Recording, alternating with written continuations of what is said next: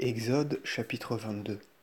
Si un homme vole un veau ou une brebis et qu'il l'égorge ou le vende, il rendra 5 veaux pour le veau et 4 brebis pour la brebis. Si le voleur a été trouvé perçant le mur, et que blessé il meurt, il n'y a point de meurtre à son sujet.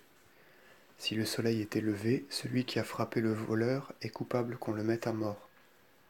Si le voleur n'a rien, qu'on le vende pour prix de l'objet volé. Si la bête volée vit encore et est trouvée dans ses mains, depuis l'âne jusqu'à la brebis, il en rendra le double. Si quelqu'un cause du dommage dans un champ ou une vigne, et s'il laisse son bétail paître dans le champ d'autrui, il indemnisera de son propre champ selon ses produits. Si tout le champ d'autrui a été dévoré, il indemnisera du meilleur de son champ et du meilleur de sa vigne. Si un feu rencontrant des épines gagne de proche en proche et brûle des meules ou des épis, ou la récolte d'un champ, celui qui aura allumé le feu payera la perte. Si un homme donne à son voisin de l'argent ou un objet à garder, et que le dépôt soit volé en la maison du dépositaire, si le voleur est découvert, il rendra le double. Mais si le voleur n'est pas trouvé, le dépositaire ira devant Dieu, et jurera qu'il n'a point agi méchamment au sujet du dépôt, ni du délit déclaré, que l'on ait pris veau ou âne ou brebis, ou vêtements ou quoi que ce soit.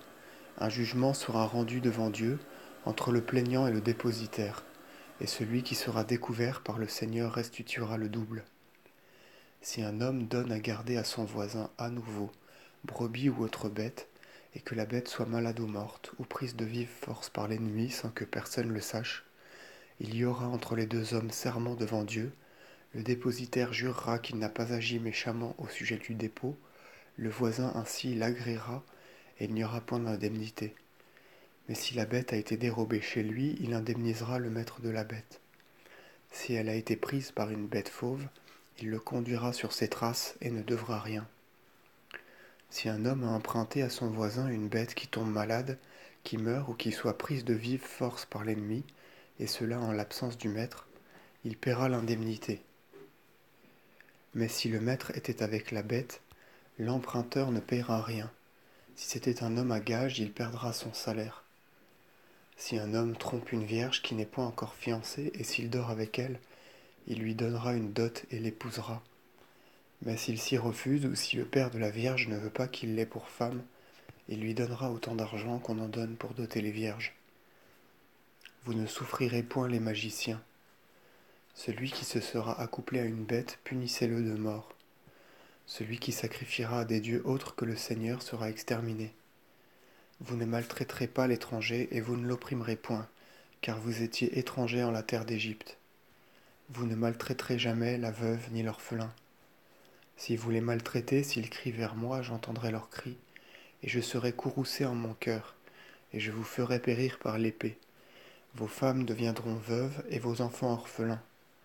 Si chez toi tu prêtes de l'argent à ton frère pauvre, tu ne le presseras pas, et tu ne lui demanderas point d'intérêt.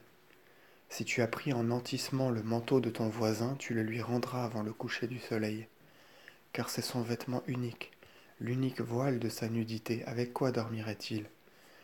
Si donc il crie vers moi, je l'écouterai, parce que je suis miséricordieux. Tu ne maudiras point les dieux, tu n'injurieras point le prince de ton peuple. Tu ne différeras point l'offrande des prémices de tes airs et de tes pressoirs. Tu me donneras les premiers-nés de tes fils. Tu me donneras aussi le premier-né de ta génisse, de ta brebis, de ton ânesse. Tu me le laisseras 7 jours sous sa mère. Le 8e jour, tu me le donneras.